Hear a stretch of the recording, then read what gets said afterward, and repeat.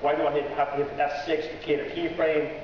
You guys probably understand what I'm talking about. So we want to simplify this. So you notice I just created a very simple object on stage. The model now is object-based. So let me see if I can select some stuff. If I just right-click on any object, you notice that I can now create a motion screen on the object itself. It's going to ask me, it's going to actually tell me that I got to create a symbol, so I don't have to necessarily know about this. I can create it. Now if I want to create the animation, before I'd have to go to one of the frames, hit F6 to create a keyframe. Notice what I can do now is I can just grab the edge of that, of the frame, and that creates the span for the animation.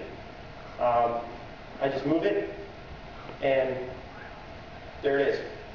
Just very, very simple. You notice that along with it, I get a path. So I get to see kind of what the path is. The path is a complete a proper Bezier path. So if I want to curve it, I can control it.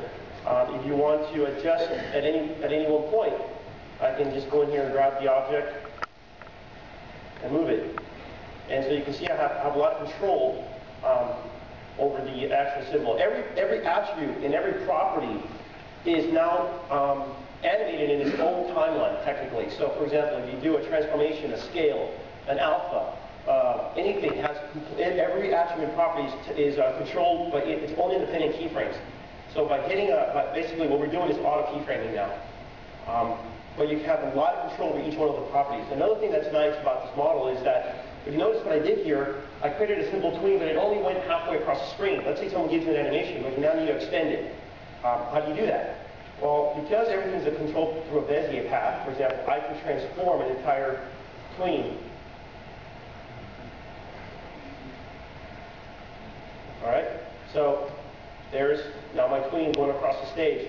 If I need to move the whole thing, I just have to select it. I can move the whole animation up and down.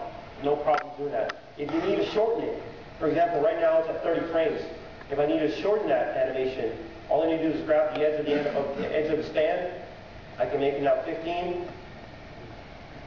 It's shorter. If I even want to make it shorter, and here's I'm going to show you one of the features that we haven't really talked about too much. If I make it 10, notice what happens right there. There's a break, and the reason what happens is that because I created a lot of keyframes, by shortening the span, the keyframe landed in an awkward state. It's actually between frames. So because you can't do an actual calculation between 30 to 10 and keep the frames in the right place, it's kind of messed up because it's trying to keep everything on a frame. So one of the things that we can do is we now have the ability to say, okay, we need to switch to roving keyframes.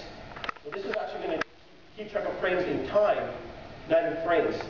And now this actually, let me do the other way.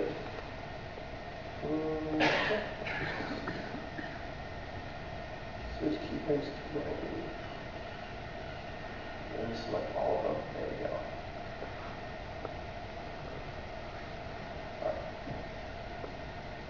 And it's not working this though. All right. There you go.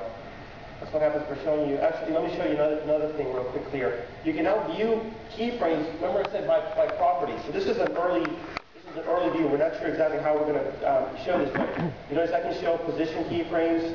I could also tell it to show me rotation or skew frames. I didn't do any rotation or anything to them, but we're going to allow you to show keyframes individually for every one of the properties. So that's just kind of the beginning of some of the things that we're doing for the animation model. It's going to make it a lot more powerful. It'll also make it a lot easier to control. Notice that one of the things I like to do is when you do an animation, any transformation I can rotate the animation as well. So you can see we have a lot of power in this model.